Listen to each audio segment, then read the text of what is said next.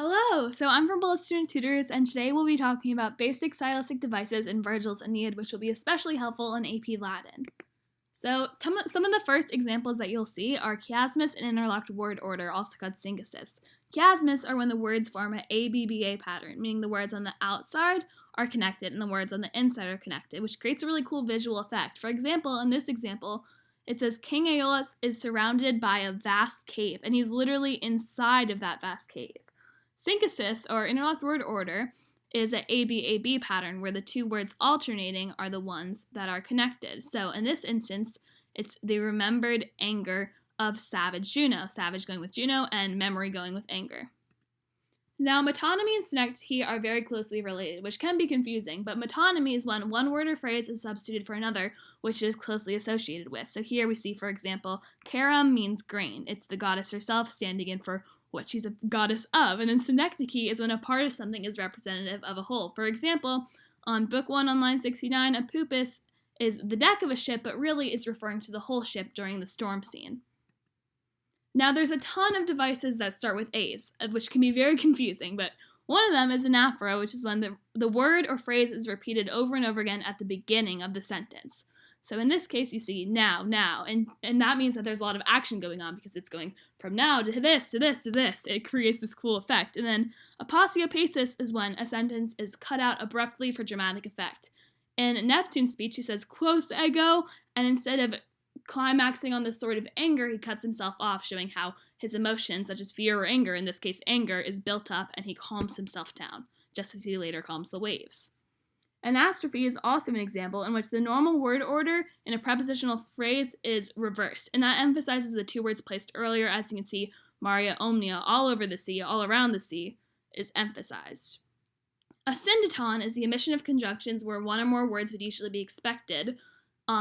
This is very like Polysyndeton, which we'll talk about later, but a nice example of it is when and is left out, which also shows a big movement of action.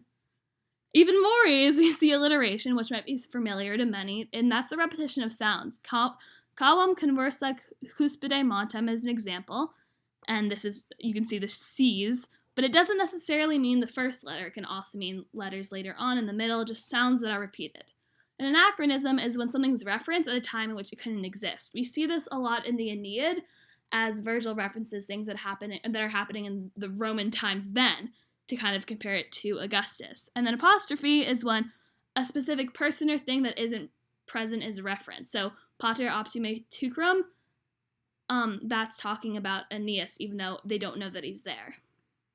So then there's also a couple H's. Hendiades are when two words mean one idea. So vinculus et carcere, that's talking about chains in a prison.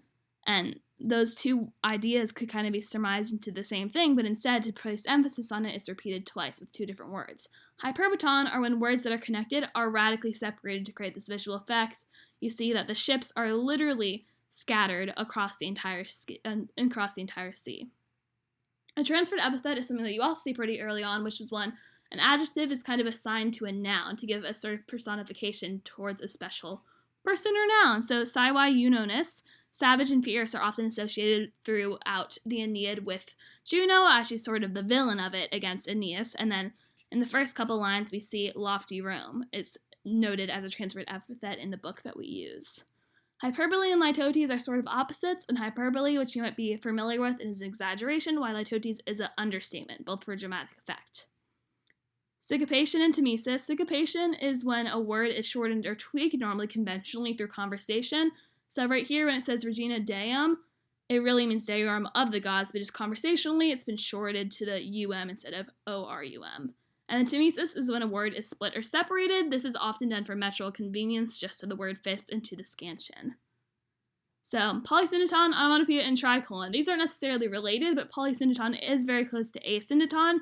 Instead of leaving out conjunctions such as and, but, yet, nor, it has a lot more of them.